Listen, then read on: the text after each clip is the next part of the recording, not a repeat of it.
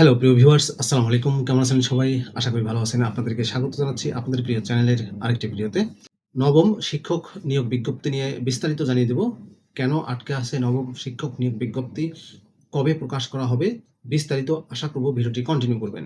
বেসরকারি শিক্ষা প্রতিষ্ঠানের ৭৭,০০০-এর বেশি শূন্য পদে নিয়োগের তোড়জোড় শুরু হলেও হঠাৎ করে যেন সব থমকে গেছে। কেন ঝুলে আছে নবম শিক্ষক নিয়োগ বিজ্ঞপ্তি? কেন স্বপ্ন পূরণ হচ্ছে না হাজারো চাকরি প্রার্থীর? ৩টি মূল কারণ সামনে এসেছে।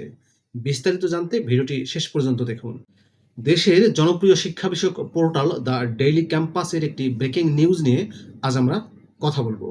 এনটিআরসি এর নবম শিক্ষক নিয়োগ বিজ্ঞপ্তি নিয়ে যে অনিশ্চয়তা তৈরি হয়েছে তার পেছনের আসল কারণগুলো আজ আমরা আপনাদেরকে জানাবো।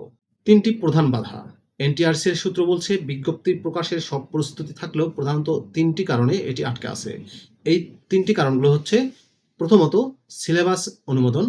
নতুন নিয়োগের আগে সংশোধিত সিলেবাস প্রয়োজন, যা বর্তমানে শিক্ষা মন্ত্রণালয়ের অনুমোদনের অপেক্ষায় আছে। দ্বিতীয়ত হচ্ছে নতুন নিয়োগ নীতিমালা।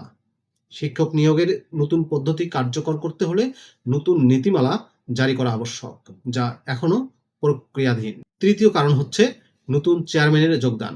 এনটিআরসির নতুন চেয়ারম্যান রাজা মোহাম্মদ আব্দুল হাই নিয়োগ পেলেও তিনি এখনো নিয়মিত অফিস শুরু করেননি, যার ফলে প্রশাসনিক কাজে গতি আসছে না। অনেকেই জানতে চেয়েছেন কতজন নিয়োগ পাবেন। এবার মোট শূন্যপদের সংখ্যা ৭৭,৭৯৯টি। এর মধ্যে উল্লেখযোগ্য হচ্ছে, সহকারী শিক্ষক নিয়োগ দেওয়া হবে ৪৪,৬৯১ জন, সহকারী মৌলভী ১১,০৬৯ জন, প্রভাষক ৫,৮৫২ জন, সহকারী শিক্ষক ধর্মে নিয়োগ দেওয়া হবে ৯২৮ জন এবং ইবতেদায়ী মৌলভী নিয়োগ দেওয়া হবে ৬,১৬৬ জন। এনটিআরসি এর বর্তমান অবস্থান তাহলে কি? এনটিআরসি এর কর্মকর্তারা বলছেন, কাজগুলো শেষ না করে কোনোভাবেই বিজ্ঞপ্তি দেওয়া সম্ভব নয়। তাই চাকরি প্রার্থীদের আরও কিছুদিন ধৈর্য ধরে অপেক্ষা করতে হবে। আপনারা কি মনে করেন? এই বিলম্বের ফলে চাকরি প্রার্থীরা আর্থিকভাবে বা বয়সের কারণে ক্ষতিগ্রস্ত হচ্ছেন? আপনাদের মতামত অবশ্যই কমেন্টস বক্সে আমাদের জানান।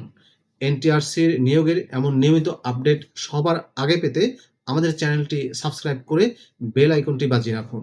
পরিশেষে ধৈর্যই সাফল্যের চাবিকাঠি।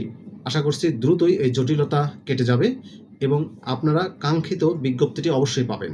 আজকের মতো এখানেই বিদায় নিচ্ছি। দেখা হবে পরের ভিডিওতে। আল্লাহ হাফেজ।